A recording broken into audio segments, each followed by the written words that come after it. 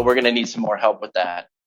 And other announcements. Jack Lohman has an announcement.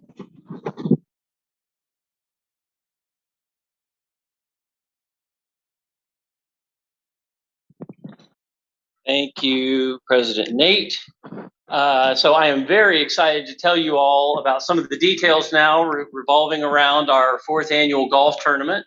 So just get down to the particulars real quick. Our date is Friday, October 22nd at Eaglebrook.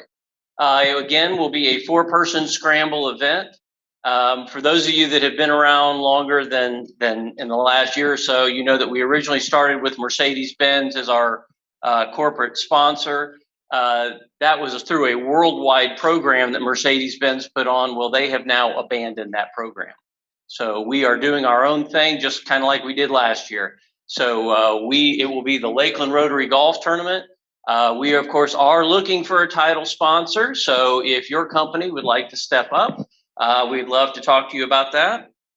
But so October 22nd, Eaglebrook, 4-person scramble.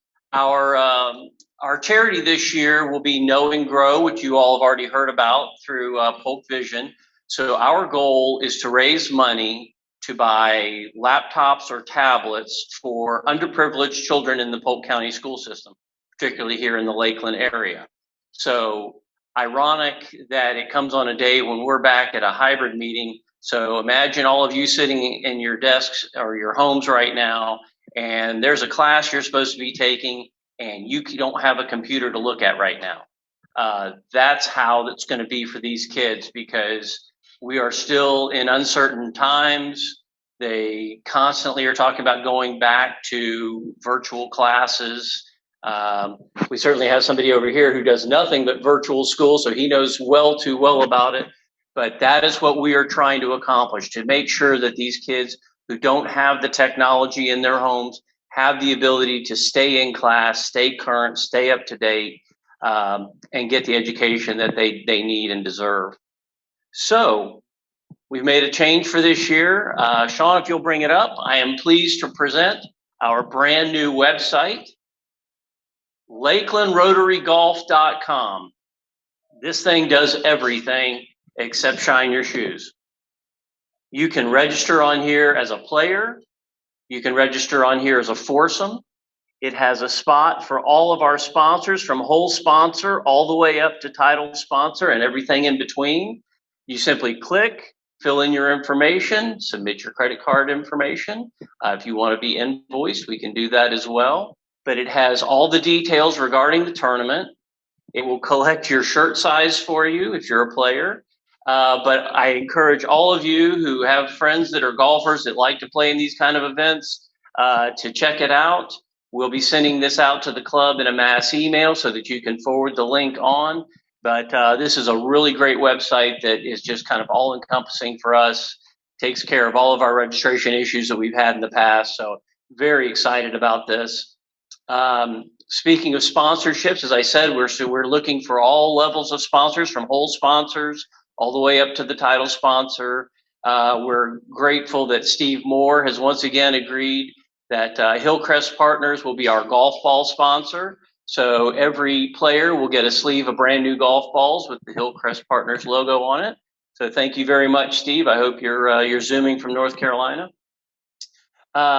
So if you're not familiar with Golf Tournament, one of our biggest money makers, one of the most popular things we do is the basket of cheer.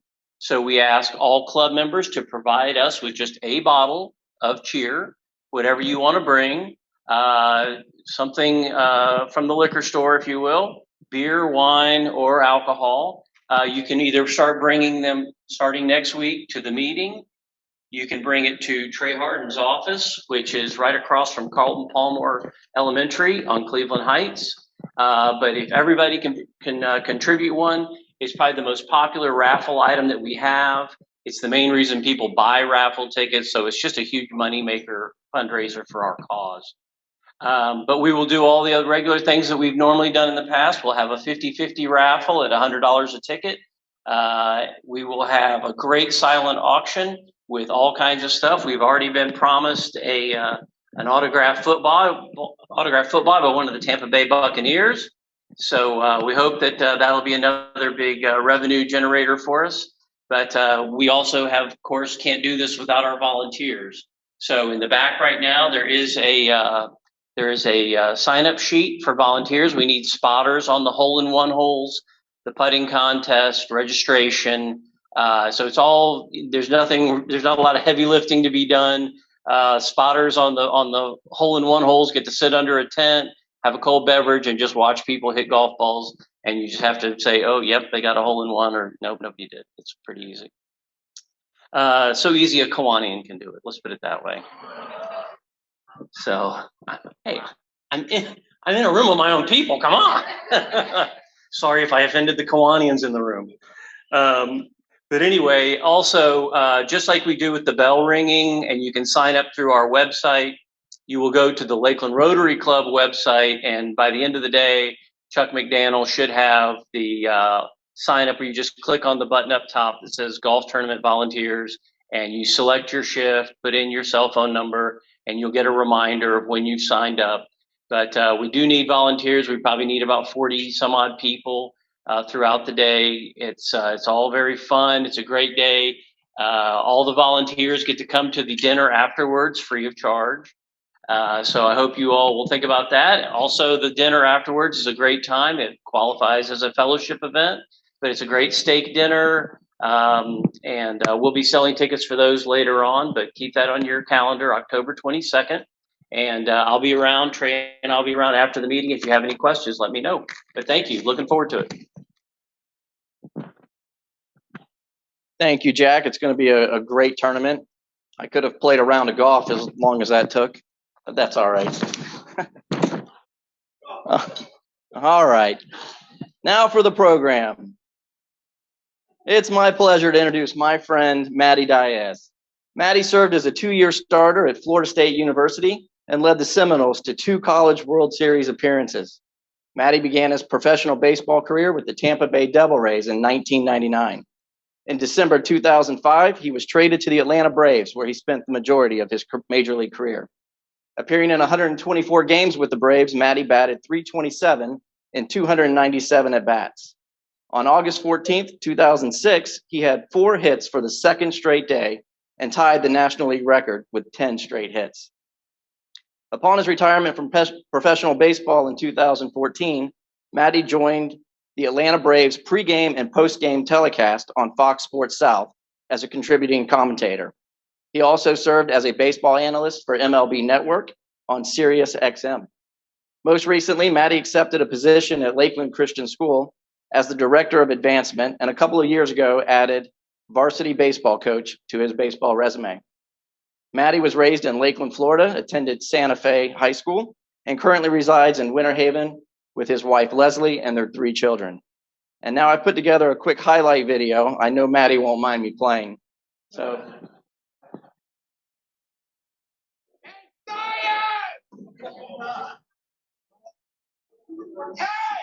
I know you hear me. Nobody likes you. Go back to Little League and learn how to hit. You fucking Diaz. Retreat. The shoes are untied. Congratulations, you bum. You got 2 different colored socks on, Diaz.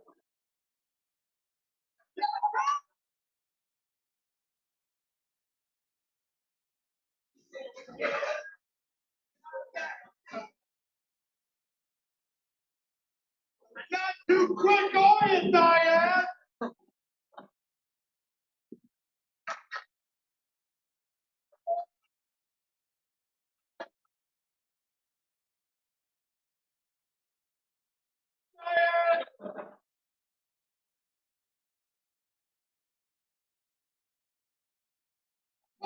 You read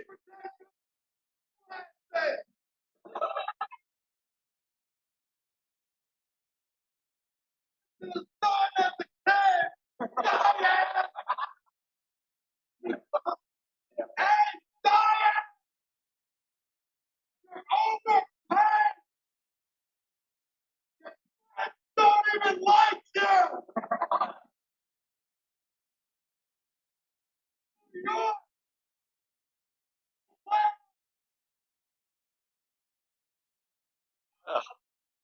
That YouTube video has about 2.5 million hits, and I think 1 million of them me. I just keep replaying it. So please give a warm Rotary welcome to Maddie Diaz. I'm not hugging right now. I was about to say it's an honor to be here, and then I saw Nate. No, it really is an honor to be here. This group does so much for our community. Growing up in Lakeland, most of my childhood, lived in Lake Wales for a minute, in Portland, Oregon, where I was actually born. But knowing Rotary over the years, it's great people, community-minded, so loyal. I even heard someone say, "Go Pirates." Who was the pirate? I mean, I didn't say wise, but loyal, absolutely, right? Still a Pirate fan. That's awesome. So good to see you, Mike. I was asked to speak about 20 hours ago today. And for those of you coming to hear the football talk, I'll give it to you real quick. The Dreadnoughts are going to be good. About it. So the Vikings are very fun to watch. We got a home game Friday night. Like Nate said, I now work there. So what did I want to share with you guys? I had no idea, and I told Nate this could be off the cuff. So there will be time for question and answers, and we will get to that highlight video, I think, in a minute. I think I can actually tie that in. This works out well. But so many people have asked me, like, Maddie, you grew up playing baseball here. You played at was Medela, now it's called South Lakeland Youth Baseball, and then at Pearson Park at Lakeland City. What made you chase that? And so I came up with, I guess, my secrets to success in baseball, and then so far in my life after baseball. So hopefully you guys get something out of this. I know I did, putting it together this morning. I was praying over it. All right, so passion's important, right, in anything we do. So if you don't know, my dad's been a minister in Lakeland for almost 50 years. And so there's going to be 3 P's, all right? So the alliteration is going to be on point. Passion, peace, and people, all right? Those are the 3 P's. So your passion, what do you want to be when you grow up? I've heard, I think it's Jeff Foxworthy say, we still ask our kids that because we're looking for ideas.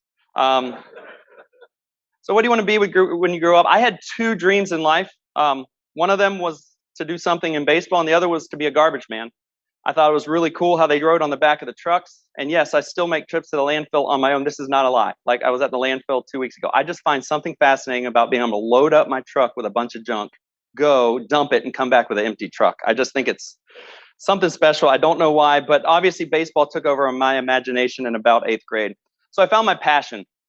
I wanted to work at it with everything I had. Every waking moment was spent thinking about it. And it really became part of who I was as a youth. So you have to also come to peace with your story.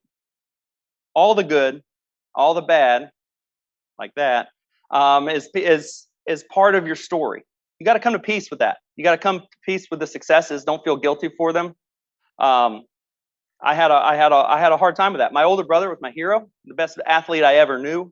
Better at baseball than me my whole life, but for some reason it wasn't in the cards for him to make it in the major leagues. He did play professionally for a year. And so coming to peace with that was defining in my professional career. Also had to come to peace with, I was drafted in the 17th round.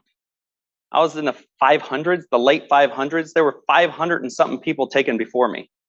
I think there was close to 480 of them that never made it in one day in the big leagues. I had to come to peace with that people passed over me, and it kind of gave me, while I thought I had arrived, was at Florida State, I was an All-American, I was all this, there was something that the professional sports world was looking for that I didn't have, and I had to come to peace with that, and I had to go look for that. And then I played up through the minor leagues. I was the Tampa Bay Rays minor league player of the year once, the AA player of the year. Miguel Cabrera just had his 500th career home run. Every time I see him, I remind him in AA that I won the batting crown by 2 points over him. Yet he went straight to the big leagues. And I went to AAA for the first of 2 years right after that. So I had to accept my role as a bench player when I got to the big leagues. And that really led to the longevity of me being able to play parts of 11 seasons in the big leagues. And then people. So you have your passion, you have your peace, and people or person. Who do you follow? Who makes you better? Well, for me, I got to the big leagues, and I wanted to emulate those who were better than me. And this is before all the steroid allegations and everything. But Alex Rodriguez was the best right-handed hitter in baseball. And as a right-handed hitter, the Tampa Bay Rays were playing the Yankees in old Yankee Stadium. I don't know if all you guys that watch baseball in this beautiful new Yankee Stadium remember old Yankee Stadium. It was awesome, but they only had one batting cage for both teams to share. And so I walked down there a little bit before our team's time, and Alex was doing this tee routine. And he's like, I'm sorry, is it y'all's team turn to practice? And I said, no, but do you mind if I watch? And I sat there and watched him, and I copied that tee routine. And I did that every day the rest of my big league career. That was in 2003, and I played until after the 2013 season. I did that tee routine every day. Another guy I looked up to was in Atlanta. I got to Atlanta and stuck with the Braves. Chipper Jones, obviously a Hall of Famer. For those who don't know him, he is a switch hitter, probably the best switch hitter in the history of Major League Baseball. And Chipper had his seat, right? So Nate has his seat. And so during a rain delay, I go sit, and I was new to the team and just not thinking. I was in a funk. I wasn't hitting well, and I sat in Chipper's seat, and I said, oh, I'm sorry, I'll get up. He goes, no, you look like you're having a bad day. What's up? It's like, well, I've been to the big leagues now 7 times. I've been sent back to the minors 7 times. I'm tired of it. I said, I don't want to be sent back down to the minors for a 7th time. This is my 7th time. He goes, what do you think you're doing with your swing? I'm like, I don't really know. He goes, I do. Meet me at the cage tomorrow before the game. I hit with Chipper. Before the game, we actually flew out that night to Philly, hit with him in the cage in Philly. That night, I got a pinch hit at bat and hit a triple. The next night, we went to my, sorry, I didn't play the rest of that series because I was a bench player and probably deserved to be at that point. And we fly out to go to Miami, and I started against a lefty named Dontrell Willis, and I had my first ever career 5-hit game. I went from hitting about 200 at the beginning of the season to hitting over 300. I was 6 for 6. And so you got to look for those people who make you better, those people whose advice you take, and those people who are going to challenge you and look out for you. So after baseball, I've kind of had to go through this same progression, right? I had this passion my whole life to play, and in 2013, I had a knee injury. 2014, I was trying to make a comeback, and there was one team that I'd consider playing for. I'd enjoyed being home, I'm not going to lie. And so I enjoyed being home with my wife and kids. There was one team I said I'd play for, and it was the Tampa Bay Rays. It was the first team I came up with. They had dropped the devil from their name, so I had no moral complications with that anymore. And so I said, if the Rays call, I told my agent, if the Rays call, I'll go to spring training with them. He goes, that's funny. They literally just called and asked for your medicals. And instead of being excited, I didn't sleep that night out of dread. So I knew my passion to play the game was gone, right? At that moment, instead of being excited that I might have a chance to play more in the big leagues, even though Joe Madden was the coach and he's very charitable, and he and I had talked about his youth foundation in Pittsburgh on numerous occasions. He had agreed to play in a golf tournament that my wife and I used to put on called the Diaz Family Foundation Golf Tournament.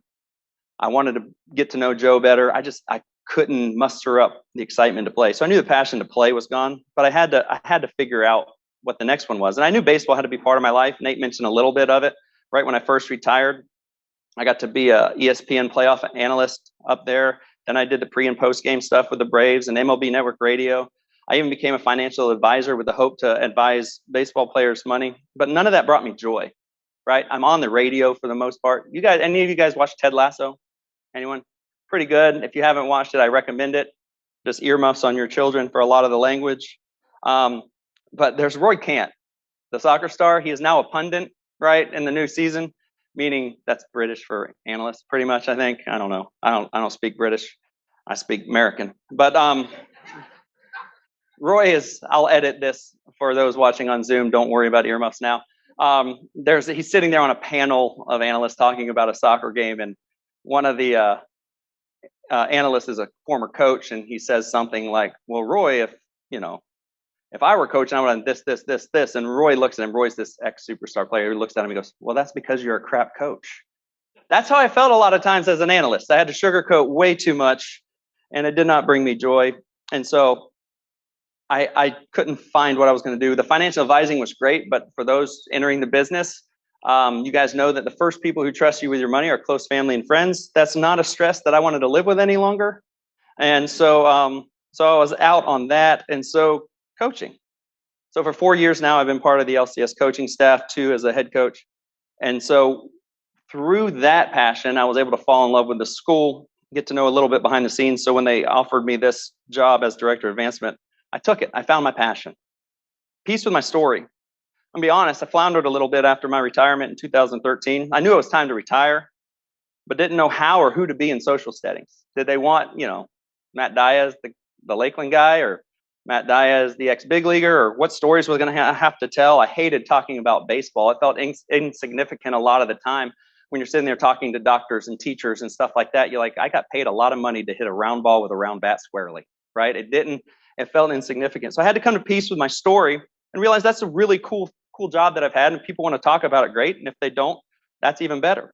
So I was offered a professional coaching opportunities. I turned them down, and I've been told by friends in the meantime that you're happy living a small story, right? I've come to peace with that small story. A lot of that stuff came from that one heckler in New York, a lot of that internal struggle because I was a bum. Let me point out two things, Nate, about that thing. First off, if you notice, I did have 2 matching socks on. My socks always match if I'm wearing them. I'm not wearing any today. And my sideburns are always even. They didn't catch that. He's talking about my uneven sideburns. Always. I mean, they're always even if I don't have this gray beard. So the guy's a liar. But people, all right? So I found my passion working at the school. I found peace with my story and our people. I'm always asked what coach meant the most to you in your career. I got to play for some really great coaches. Lou Piniella being one in Tampa Bay. He coached with an iron fist. Bobby Cox, who had the mouth of a sailor but coached with a very gentle hand. They both meant a lot to me. But the one who made me better, the one who means the most to me on a daily basis now is John Carpenter. Some of you guys may know that name. A lot of you guys are saying who? That's the Santa Fe Catholic High School baseball coach in 1990s. He was my coach. I became a disciple of John Carpenter. As I coach my high school team, I want those players to feel about me like I feel about him when they're 43 years old. I was honored to attend a wedding of my one of my first former players on Thursday outside at 5:30 p.m. Sweated to death, watched him get married, been very proud, very happy. So I'm a John Carpenter disciple, but I think I follow him mainly because who he followed. He was a disciple of Jesus. Now, a lot of you guys know my parents, and they've done incredible ministry in this town. But being a preacher's kid, it always helps to have someone else come alongside. And John Carpenter was that for me. And if I truly believe Jesus says who he says he is, no one lived a smaller story than they were supposed to live, right? He was the king of the universe, sitting at the right hand of God, and he came down here and lived on this little tiny earth to help us out. That's a small story for the King of Kings and Lord of Lords. But no one had a bigger impact on this world than he did by being willing to live a small story. So I pray today, as you guys go today, that you'll be passionate about what you're going to do, whether it be to go play a round of golf or hang out with your family or go back to work. I pray that you're at peace with your story, the good, the bad. It's all part of who you are and who you are made to be and who you are supposed to be moving forward. And I pray that you guys will seek out people that make you better, that you want to emulate and that you want to follow. So that's it. That's all I have. People, in reverse order, people, peace, and passion. So with that, I was told Nathan I'd open up to questions. Nothing is nothing is out of bounds for a former baseball player. However, I am very good at sidestepping questions, unlike Roy Kent. So, yes. Yeah, I'll repeat the question for the people on Zoom. Yes. I watched.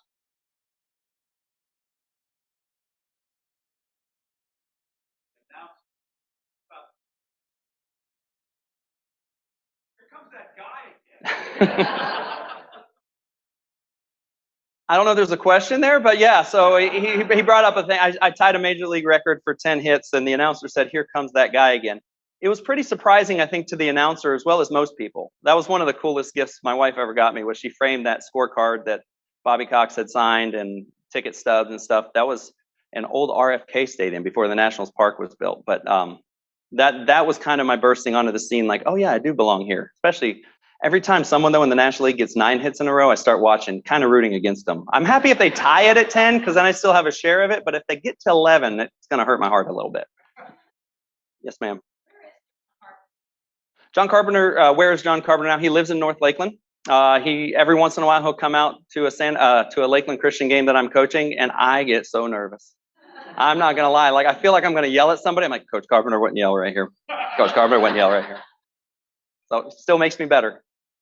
Yes, any other questions? I saw a hand over here. Yes.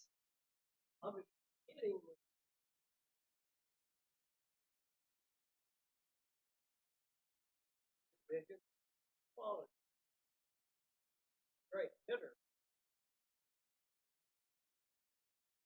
Yeah, so the question was there anything in particular about my eyes or anything that helped me be a good hitter? I'd like to say that I was, self-made and worked my tail off.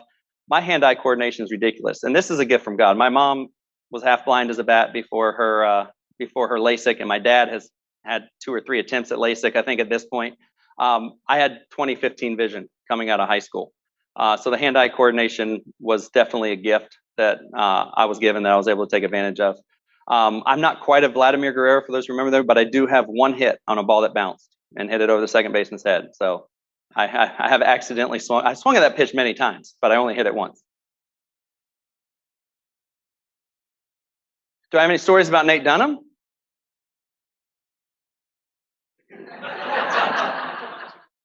When he talks trash to me, all I do is say, stand up and say that to my chest.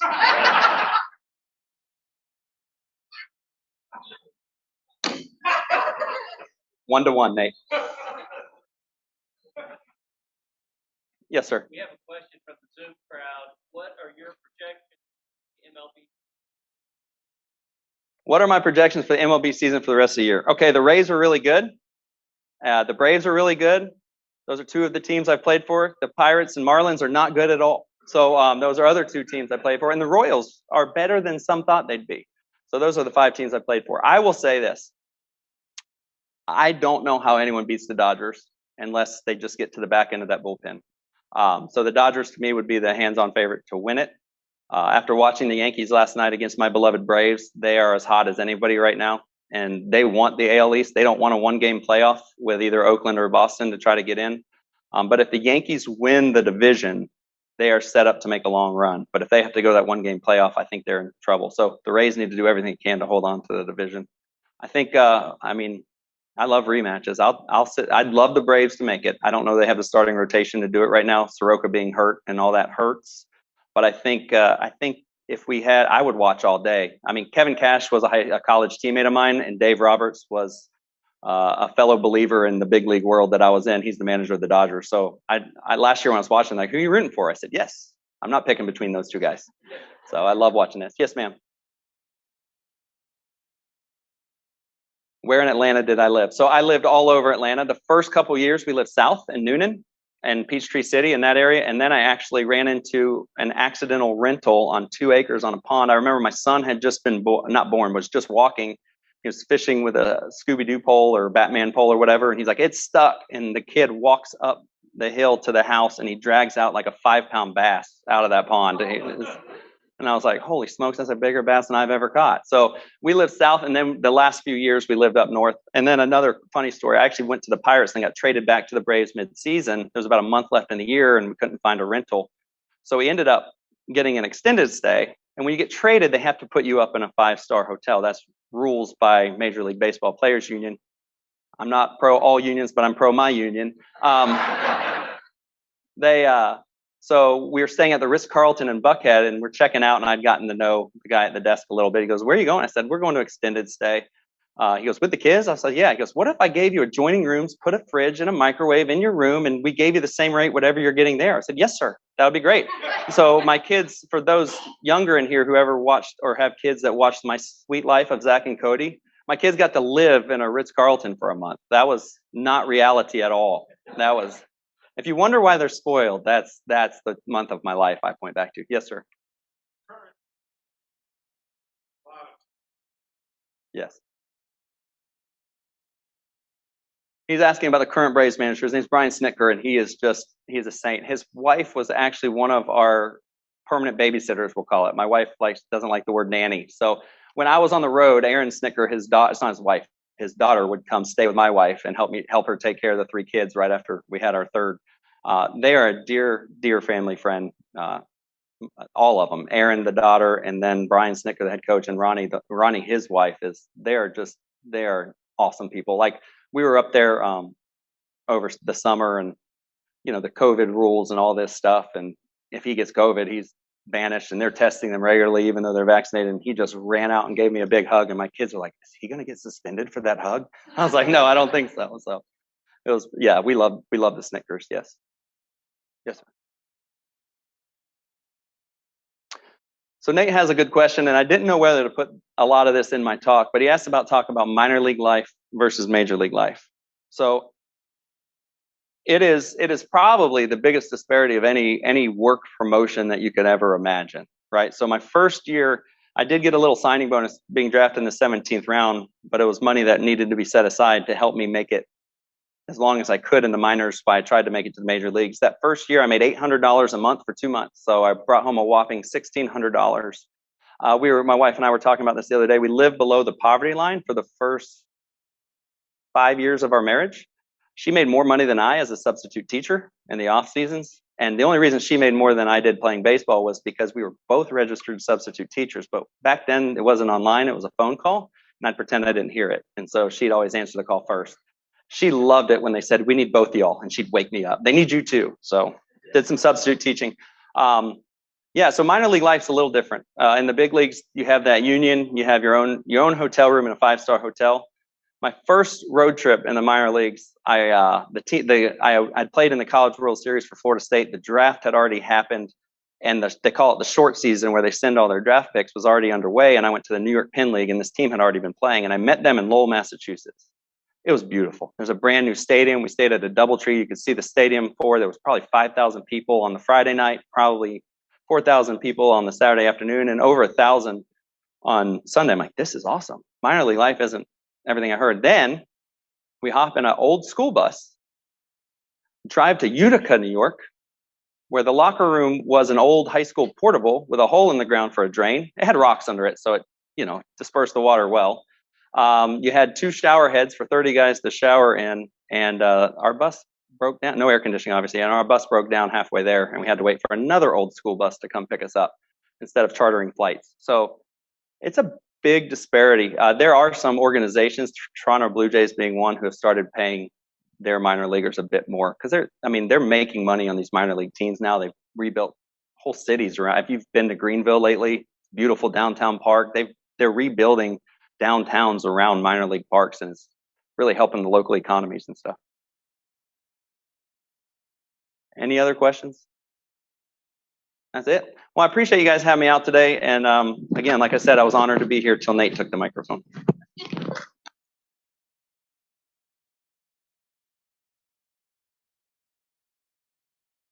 Thank you, Matty. I first met Matty when he was a baseball player. Then I knew him as a financial advisor. And then we even talked baseball a little bit because we have kids the same age and coaching. But by far, Matty Diaz, the human being, is the best one.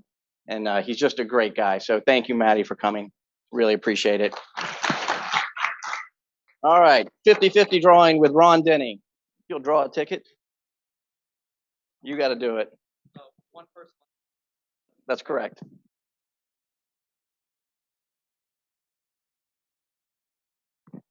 Okay, last 4 digits, 7481. There you go, Jack. You can split that with the everybody on Zoom. Next week's program, Ashley Cheek with the LEDC. And I'd like to go ahead and thank our guests and visiting Rotarians. Cody, Lydia, Brendan, Patrick, Chase, and Michelle from Tampa Midtown. Thank you guys for coming. And I had a bad dad joke, and I told it at the office, and they laughed, so I knew right away that it wasn't bad enough.